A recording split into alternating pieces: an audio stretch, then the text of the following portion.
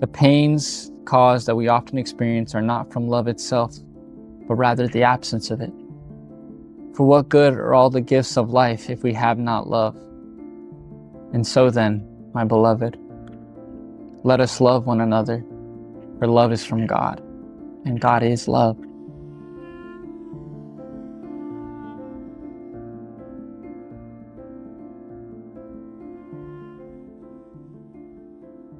So as we embark on episode 6, this is probably one I've been looking forward to the most, but because I've been looking forward to it as it's on my favorite topic, on love itself, it's also one I've dreaded a little bit, and it's actually taken me time to film because I want to make sure I do it right.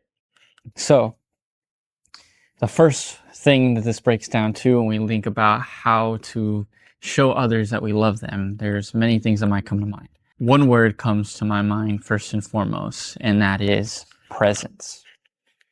Now, presence is super powerful because God tells and reminds us that no matter what we are feeling, no matter what we're going through, He is there. And what God says specifically is, "Fear not, for I am with you. Do not be dismayed, for I am your God." In Isaiah 41, a very common verse that we hear all the time. And in Matthew 28, He says, "Behold, I am with you always to the end of the age." Now, we can take this scripture and take it at face value what it is as a reminder, yes, that God is here with us. But let's go deeper, because that's what the word is meant to do. It's meant to cut us all the way to our heart and be inscribed onto us for us to always know and remember. Let's think, and I can think specifically of when presence could be and was the most powerful form of love that you could have given to someone, or you gave to someone, or I myself gave to someone. There are times when we are really down and really hurt, or really upset, angry, sad, whatever it might be, and nothing can be said to make us feel better, right? When someone loses somebody they love, it's like, you can say, "I'm sorry," and you're there for them, but what else could you really say? Right? But you don't just leave, you stay there with them. You be there with them in their hurt, and you just let them know that they're not alone. And that right there speaks millions of words. It shows them, not tells them, but shows them that you really love them, and that the ministry of presence is active because you are there for no gain, for no other reason but because you want to be there with them. So I think, how many times have people not needed your words or your touch, but just for you to sit there and listen to them and be there, no matter what they're going through? And how many times have you shown your love to someone and they also, on the other side, not truly noticed it? You were there, you showed up for someone, you were present every single day in the way that you know how, but it wasn't entirely reciprocated and recognized. Now that can be really hard. But that brings me to the next thing about, the pros of presence, but also the harshness that comes with it sometimes. And we're there for someone and we're not recognized, almost like God loving us, and He tells us He is here with us, and He shows us through the beauty of life and all the blessings we have, but even still, we don't see it or notice it. And there's a fly. And so with that being said, that can be hard. But that's what's interesting about God's love, is even though we don't give it back or even recognize it, because our feelings change and our thoughts change, and some days we feel close to God and some days we don't, He's always there nonetheless. And so what is that? Why is He always there? What is that love? Why is it that when we want to be there for someone and even they don't recognize it, we still do it? And that is another word called grace. And God's grace and His love and His mercy specifically, we know it to be one thing for sure, and that is a gift. And that's really what love is in a lot of ways. It's a gift. It's something that you give without receiving, give without expectation. You give it because you want to, because you desire to share this love. And that is what God does for us all the time. He loves us. He wants us to know we love Him. He shows it to us all the time. And that is how we've been saved and given salvation through Christ. It is the acceptance of that gift that grants us that salvation at the heart, not just with our mouth, what we profess, that I accept it, but that inside we've allowed that grace, that goodness, that undeserving gift to cut us all the way through and hit us so deep in the heart that it wants and it forces and inspires us to change because we know how good that loving gift is. So what can we do then? How does a gift apply to us? How can we love others in the form of a gift? Well, there's something my dad always taught me, and it's something that I even struggle with coming up with, but it's unexpected gift at an unexpected time. And admittedly, in my life, I've taken advantage of the love that I was given and thinking that I was giving it back in all the right ways when I really wasn't. But an unexpected gift at an unexpected time, what does that sound like? That sounds like God's love for us. Didn't know it was coming, right? We had no idea we had it until we found out that, oh gosh, this is there for us if we so accept it. And even if it doesn't feel like we deserve the gift or we want the gift sometimes, that gift is the act of love itself. God's gift is his love and mercy given to us and upon us. And we can do that for others by just showing them in a specific way, whether it be a gesture, whether it be one night you decide to cook dinner for your wife that always makes food for you, or you know someone really loves this one thing and it comes to mind, so you go out of your way to do that for them, or you know that someone just really needs to talk and you tend to talk a lot, so let's be quiet and let them speak instead, even though you want to share. All these little things are small gifts. They are small gifts and acts of love. And these are the little things, the details that matter so much. And these are the things that help people that sometimes are struggling to see your love for them feel like you're actually present with them. You're paying attention to them, that you understand them. Because a lot of us, we do understand each other. We just don't give it a lot of credence. We don't really think how necessary it is to give that love, because if we realized how important it was, we probably would. I'd like to think so. Because I genuinely believe that most of the hurt we inflict upon the people we love is not intentional. And it's something we don't want to do, but we do it anyway. And so when that happens, we got to remember certain things. That God gives more life and love to us, even if we turn him down, even if we don't obey him, even if we have a desire to want to sin, is to be rebellious, whatever it might be. And sometimes when people are not as receptive to our love, we want to stop loving them. We want to stop being there for them, stop being good to them, stop being selfless to them. And that in itself is not love, that is something else.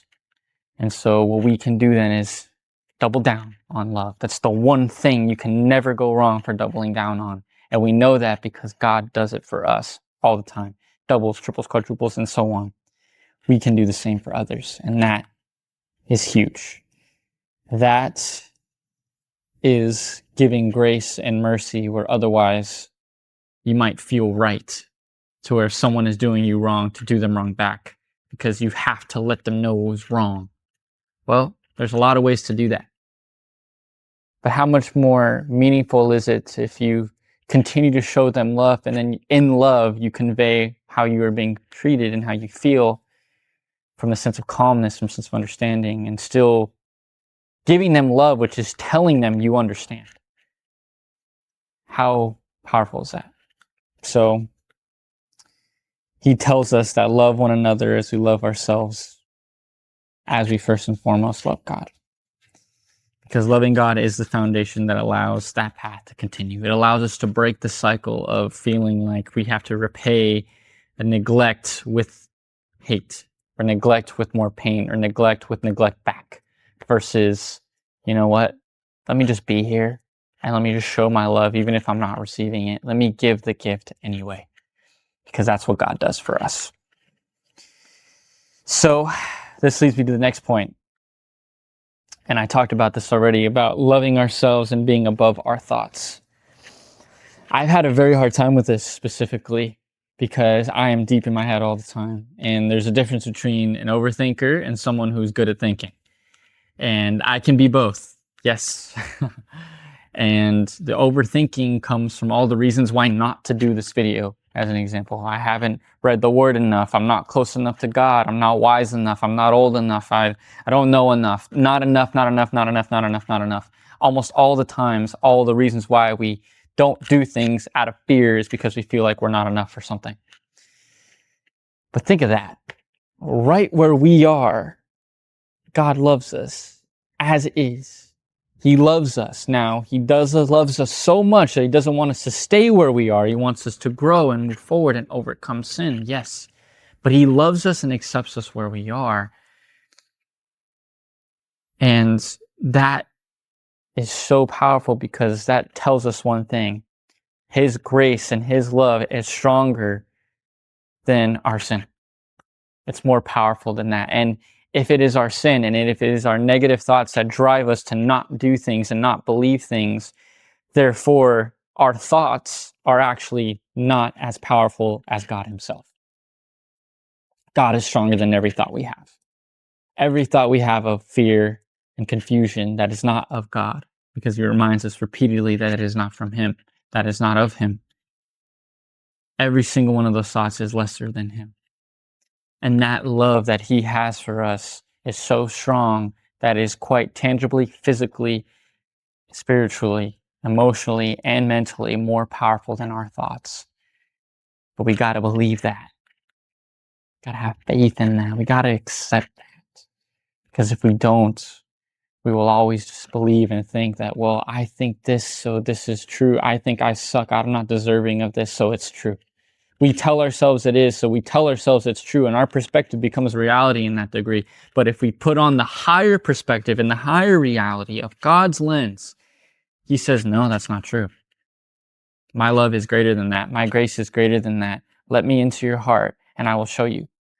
Open your heart to me, give it to me, and you will see that I am above all these things. And then therefore, because you want to love others as I have loved you, I know that because I've instilled that love in you. He's put eternity in our hearts. It says that in Ecclesiastes 3, that we know that if that is all true, then if we let God in, he will truly change our heart and remove our desire to want to sin, and more importantly, improve our desire to want to love him and love others.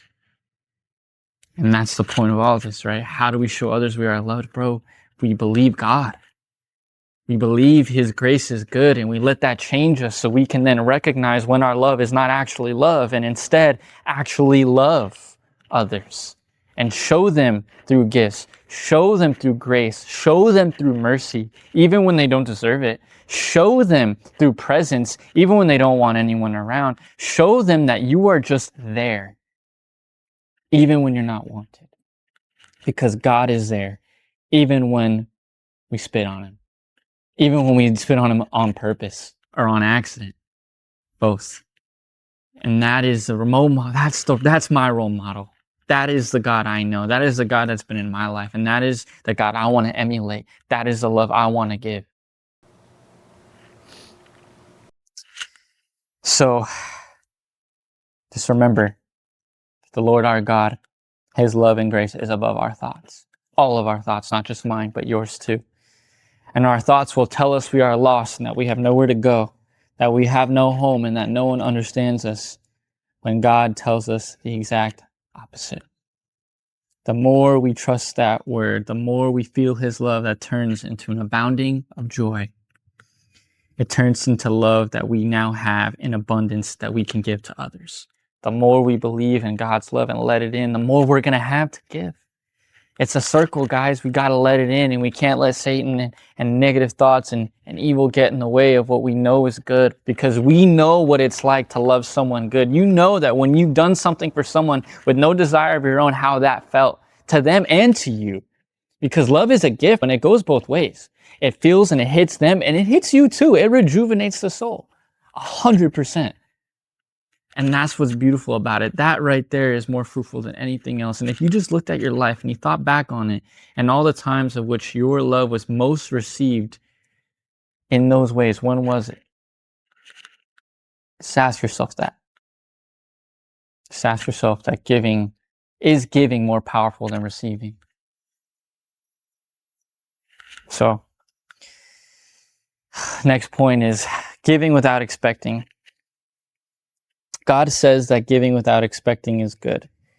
In Acts 20:35, he said, it is more blessed to give than to receive. And in 2 Corinthians chapter 9, verse 7, God loves a cheerful giver, even when it's not appreciated or received. So how powerful is that? That love is so strong that giving it is better than receiving it. Crazy. Selflessness is more powerful than selfishness. When we do it for them and not for us, it comes back to fueling us. Anyway, I know there's been a lot of verses, and let's see. It's a long video. What love actually is. All these questions, all these things, these examples, we've heard us talk about different things of what love looks like, but let's actually talk about what love actually is from God's point of view, because it's really that simple. It's God's point of view, and because it's from God, love is truly everything. Because God is love, love is all you need. And these aren't cliches. They became them from songs and things that we started repeating over time. We started telling ourselves that sex is love, that lust is love, that sin is love, that anger is love, that I get mad at you and I scream and I'm angry because I'm so upset about what you did to me, and it's because I love you that I'm not upset. No. Because you love someone, you're going to have feelings. But what you do with those feelings and how you choose to respond in that love is the difference between giving grace and mercy in return versus giving anger and hate in return. Someone can make you feel hurt. Absolutely. I'm not doubting that. People can sin and that sin can come on you. Yes, absolutely. But what does God treat us when that happens? He gives us grace and mercy. But he does give us truth also. He reminds us of what is good and what is right and what love really is. And he corrects us to make sure that we stay on the right path, because he doesn't want us to be that sheep that goes away, and he won't let us. He will bring us back. But that's the interesting thing, right? What does God say love really is? It is patient, and it is kind, and it is selfless. How many times have you been empty, tough, and you went to sex because you thought that was going to make you feel better? And for a moment, that pleasure was great. It made you feel a lot better. But after that, what was there? The desire to just want to have more sex? Probably. The desire of actual connection and joy and understanding, not just physically, but now mentally and emotionally and spiritually. Because that's one piece of the puzzle. Yes, God gave us that as a gift, but that is not the core of where the connection lives. Love is not a physical pleasure.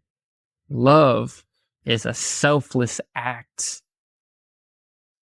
How many times we thought we were giving and being given love, and it really wasn't those things. But instead it was from selfishness, from lust, from anger, sadness, looking for comfort, calling it love. Looking for a little bit of peace and respite and calling it love. We call just having sex with random people making love nowadays. I don't understand that one at all. But it's because that pleasure feels so good. We actually get that high of that crazy hit of dopamine where we're just like, oh, everything is okay for right now. This is all that matters. And I can see how that can be intoxicating. I myself was stuck in that for a very long time. And those led to some of the most heinous and messed up traumatic experiences I've ever had. And if you look at your life, it probably has to. And there's nothing I regret more than those sins. Nothing I regret more than not knowing what love actually is. But I'm thankful that at least now I do. And I'm learning how to live it, not just say it. So when I say these things and I share these experiences, it's because I've lived them, and I promise you, you've lived them in some way, shape, or form, if you really want to look at it. And the question is like, what is the right way to love? If we think love is one thing, but it's not, we think love is about us feeling good and feeling taken care of, but it's not, then what is it? Well, love is many things. There are things that it isn't, and there are things that it is. And the pains we often experience are not from love itself, but from the absence of it. So first thing, love is patient. It is patient because when someone tells you they need time, they need space, they want to move slow, and they want to walk through things and really embrace them and feel them and learn them and go through them, you don't rush them. You be patient with them. You understand that life is not a single player game. We're going to have relationships all over the place in business and in personal life, whatever it might be. And if we want to do anything with someone, we have to look at them. We have to understand them.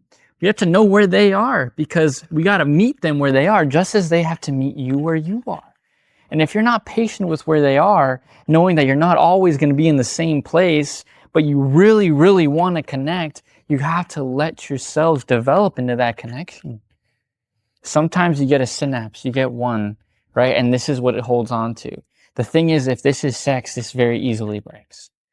But if it's something genuine, a genuine connection that is not physical, but something deeper, emotional, spiritual, like a relationship with God, or where you both want to be in life, or the fact maybe you both want children, or the fact you both have this purpose, whatever it might be, that's something that allows you to build up the rest of the things that inevitably you're not going to be aligned on.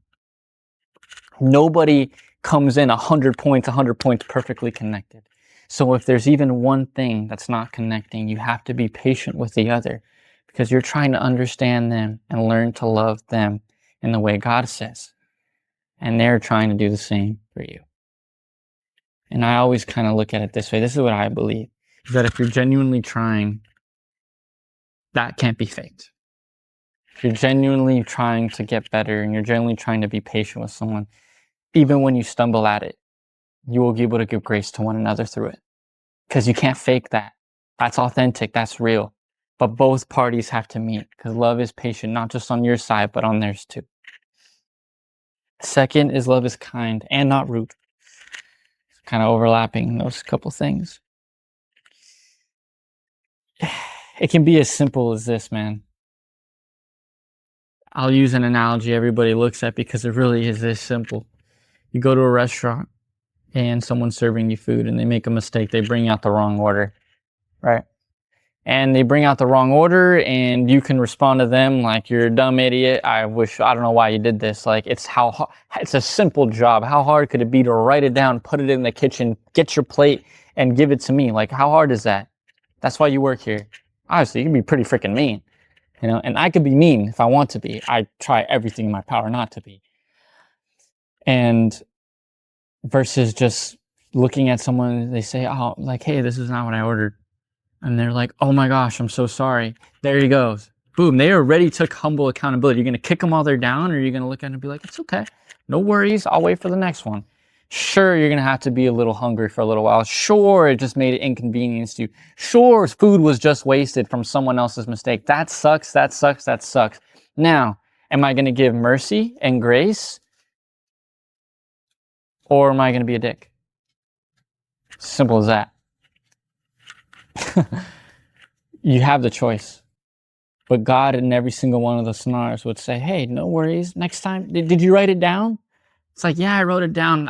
See, mistakes happen. Make sure you write it down a little crisper so that way you know how to not, just an add piece of advice. So that way it doesn't happen to the next guy. But I don't mind, whenever the food comes out, no problem. But now you just gave something constructive, some constructive piece of advice to this person. And you gave them a loving recognition for the fact that, hey, they're trying, man. And sometimes you can be mean and they can be mean right back and go spit in your food and you have no idea. Is that what you want? No. No one wants that.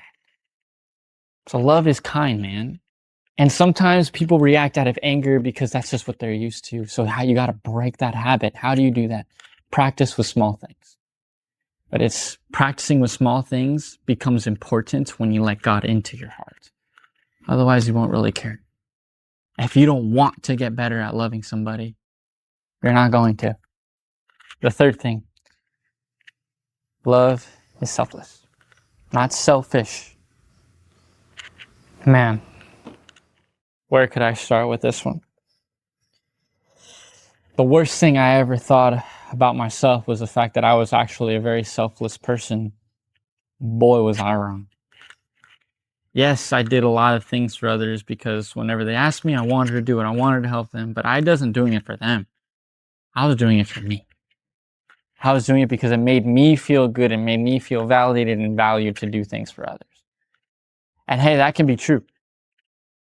You can do things for others and it makes you feel good. We talked about that, right? But that can't be the root cause. Because as soon as the situation changes where somebody asks you to do something that is genuinely not beneficial for you, you won't do it. You won't do it unless you have a genuine reason to. And that genuine reason has to be strong. And that genuine reason, most of the time, is out of an act of love. Whether you love them a little or love them a lot, it's still love. And I've been selfish for a long time. I don't want to be anymore, man. I don't want to be a burden to anybody. I've been supported a lot of my life. All the mistakes I made, people helped me get out of it. I was never alone.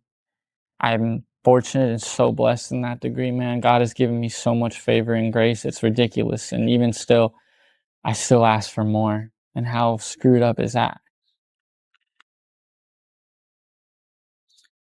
I want to be selfless because I want other people to know that God's love is real in this world and that God's love lives on through other people. And these other people can actually be good examples of God's love. So that way we can know that if there wasn't a good example of God's love, you'll know that that didn't come from God, man.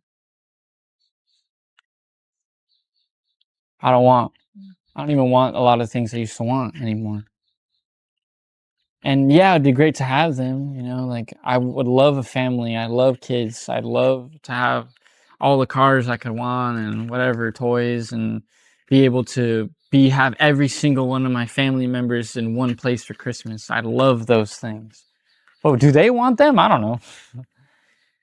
But look at what I got. I got beautiful four-legged pets. I got a mother and father that are great to me. I got great friends that uplift me. I got opportunities in front of me. I get the ability to make these videos and talk about God. Like, dude, I'm so blessed, man. And so I know I'm deviating off of selflessness and selfishness, but that's where the presence comes in. Instead of me being selfish and seeking more things for right reasons, sure, they are selfless reasons. And that's the thing we do. We make sacrifices if you want to build a better life. You want to do things and you want to have a better life for your family and provide and bring provision and all these things. Yes, those are good. But why are you doing them? Why are you really doing them? And if you're really doing it for them, you'll know that most of those people that you're doing it for, they would rather have you than any one of the things you're trying to do for them. And if that's not true, if that's not the case, then maybe they're not really giving you love, man. And if that's the case, what do you do then? That's a tough one. But you still show more love to them back.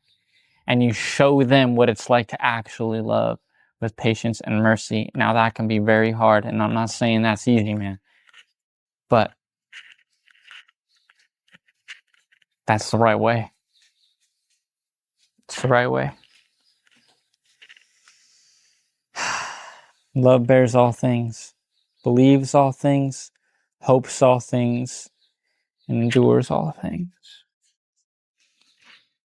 You may be someone in your life right now, and you may be the person in your family that's holding a lot of things down.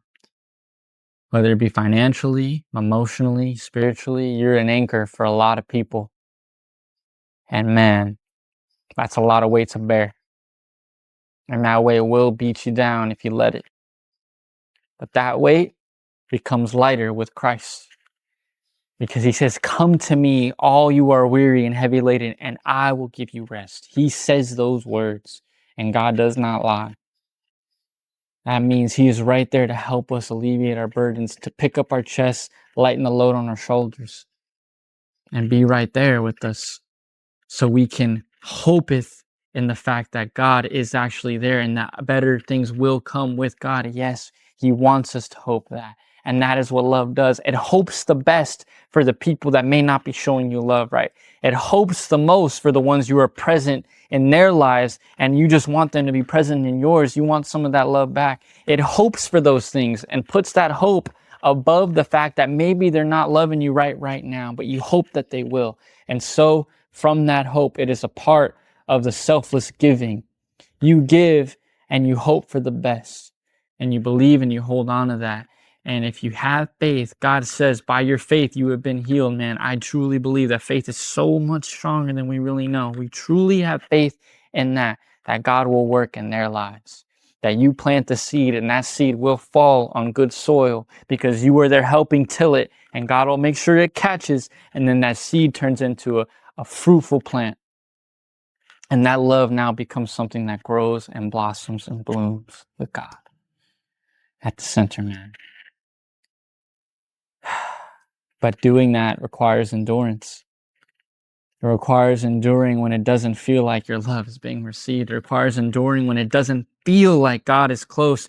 And it requires enduring when your thoughts from Satan are telling you that God is far from you, or you're doing so great, you don't need him, or you're so far down, how could he possibly redeem you? In those moments, we have to endure or remember the precept of what is true. And that's why we need the word, man. As I applied the word to my life, everything turns out to be true. And there are things I don't understand, but we don't understand because God doesn't let us put them in a box. And we're not gonna, no matter how far smart we think we are.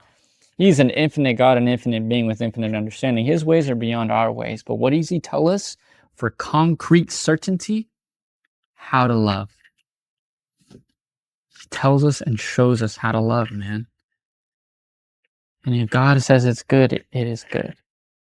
And so if we adopt that and we love like that, the fear and the pain of hurting someone that you love, that chance is no longer left up to chance. That chance gets smaller and smaller and smaller and smaller. You are now letting God in your heart, and you are now learning and loving like him. And that's what leads us closer in every way to God, to others, to ourselves.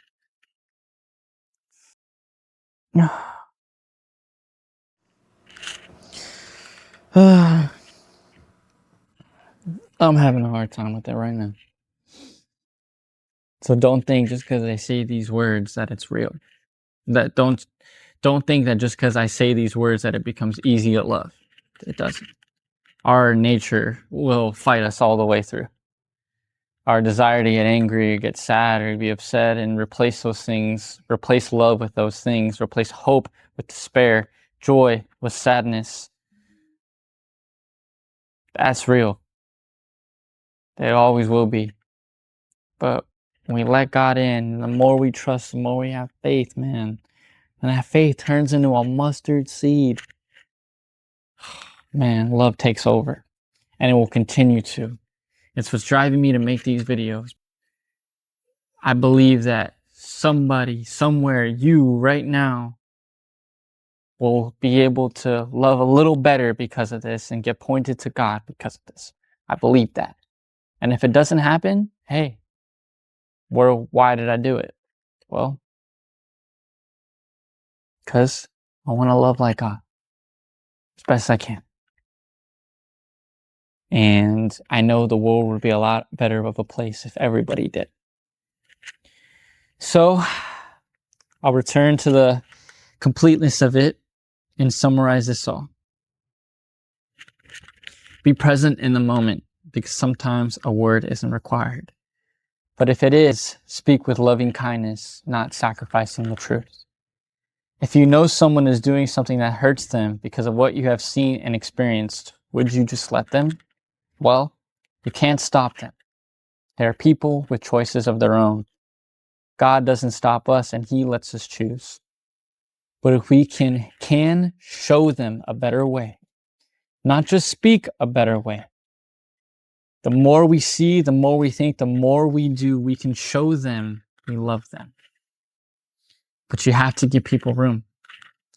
The people you love, you have to give them the room. You give them the grace and the truth, and you show them the love, whether it be in your presence up close or your presence afar. And that all starts with that one word, presence. Continuing to love even when not received. Knowing you are okay because the love of God is what truly fills you.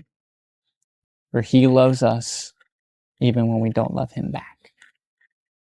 But doing it takes letting your heart be remolded and healed to be able to love this way, because it all starts at the heart. The heart is deceitful of all things, but God says He will give us a heart of flesh, ears to understand and eyes to see, and we will see the chain of causes and reactions of what isn't love, and the chain and causes and reactions of what is love. I have seen it. I've hurt the people I last wanted to hurt, and it wasn't on purpose. It was because I didn't know what love was. So if you love someone and you love God, show them and show Him. Don't chance it. Learn how to love. Patient, kind, and selfless, and all the things that are good.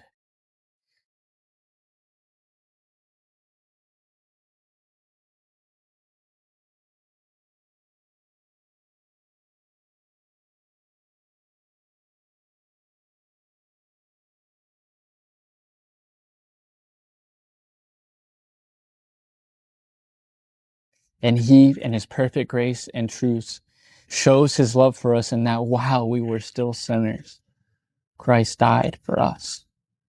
He chose us in Him before the foundation of the world. In love, He predestined us. And nothing, neither death nor life, nor angels, nor rulers, nor things present, nor things to come, will be able to separate us from the love of God in Christ Jesus, our Lord. We love because He first loved us. And then let us love the originator of love in God. For He says, if you love me, you will keep my commandments. And His commandments are not burdensome.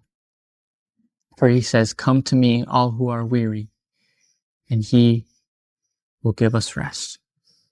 To love is to trust in He who laid the foundations of the world, and to love with all our heart, soul, and mind, with nothing held back.